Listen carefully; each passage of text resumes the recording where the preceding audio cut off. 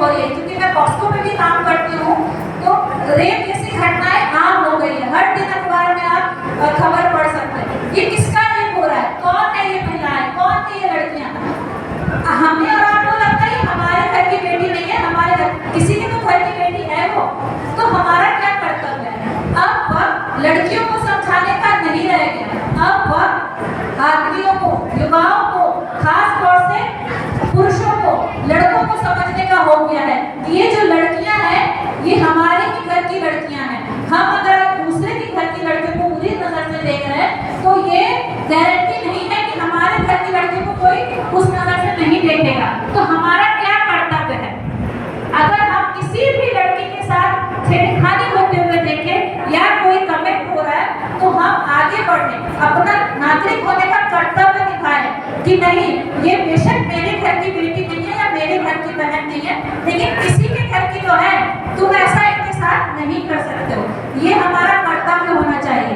तो ये कौन करेगा, ये कौन बताएगा? पुलिस आएगी बताने के लिए। हम जब कोई घटना हो जाती है तो कहते हैं पुलिस तो कुछ करती नहीं, पुलिस तो एफआईआर लिखती नहीं। अरे ऐसी घटनाएं हो क्यों रही है? इसका जिम्मेदार कौन है? ठीक है, पुलिस की गलती है, लेकिन हम हमेशा गलतियों पे ही क्यों बात करते हैं? हम समस्याओं पे ही क्यों बात करते हैं? हम उसके समाधान की बात क्यों नहीं करते?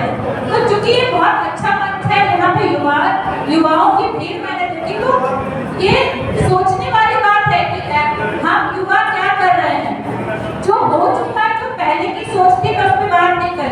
हम युवा आज क्या कदम उठा रहे हैं, अपने कर्तव्य के प्रति कितना कमिटमेंट है हमारा, उस बात को समझने की जरूरत है।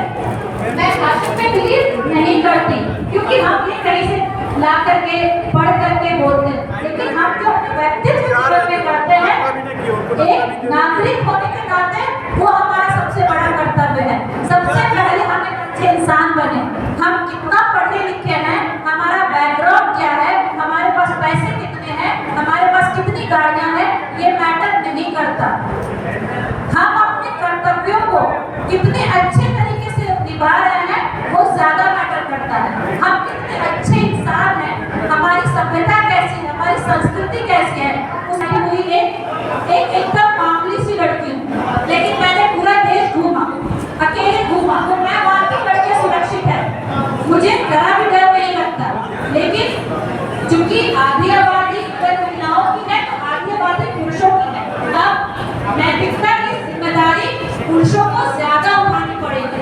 महिलाएं पहले से सारी जिम्मेदारियां उठा रही हैं, जो बची हुई जिम्मेदारी है वो बस रिक्वेस्ट है। और आपके साथ एक सवाल भी है कि ये जिम्मेदारी कौन निभाएगा।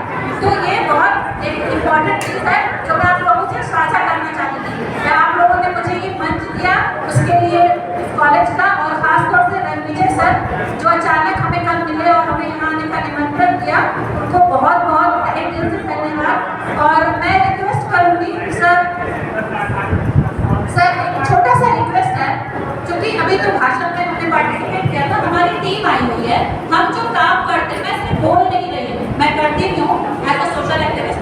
उसके अलावा हमारा अवेयरनेस का प्रोग्राम है हमारे ऑर्गेनाइजेशन का, तो हमारी टीम में आई हुई है। अगर आप 2 मिनट हमें समय दें तो क्योंकि किशोरिया है यहाँ पर, इससे रिलेटेड है ये चीज़ें और आप लोगों से भी रिलेटेड है। अगर आपकी अनुमति हो तो क्या हम 2 मिनट समय ले सकते हैं? 2 मिनट कर लीजिए, एग्जाम है, 2 मिनट में कर लीजिए। ठीक है।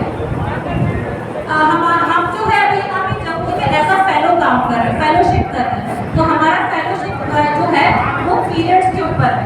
जो हमारे ऑर्गेनाइजेशन का नाम है अनलिमिटेड है। हम क्या काम करते हैं मैं चाहती हूँ कि हमारे साथी उसको बताएं। ये हम सब वही काम करते हैं। तो मेरा नाम रोमी है, मैं रहने वाली किशनगंज की हूँ और पिछले 1 साल से अनइनहिबिटेड नाम का एक ऑर्गेनाइजेशन में as a period fellow period के ऊपर काम कर रही हूँ। खासकर मिडिल स्कूल, हाई स्कूल और जो +2 है वहाँ पे, क्योंकि यहाँ पे यूथ की संख्या जो एडोलेसेंट गर्ल्स हैं सबसे ज़्यादा वहाँ पे उपस्थित होती हैं, इसीलिए हमारा जो कार्यस्थल है वो सबसे पहले नंबर पे आता है एंड हम कम्युनिटी के साथ भी करते हैं। तो जो हमारा मेन फोकस है, कई बार हमें हमारे पेरेंट्स यही बताते हैं कि एक तो पहले कि जो मेल्स के सामने में इन मुद्दों पे बात नहीं करना चाहिए, नहीं बताना चाहिए, उनसे छुपा के रखना चाहिए। दूसरी चीज ये कि लोग ऐसे कहते हैं कि जिन बच्चियों को अभी पीरियड्स आया नहीं है उनको नहीं बताना है क्योंकि उनकी समझ में नहीं आएगी कि पीरियड क्या है। लेकिन कई बार सिचुएशन ऐसा आता है कि जब अगर एग्जाम्पल के लिए मैं खुद ही मान लूँ कि मुझे पता ही नहीं है कि पीरियड नाम का कोई चीज़ है जो हमारे हम जब किशोरी अवस्था में आते हैं उस टाइम में हमें पीरियड नाम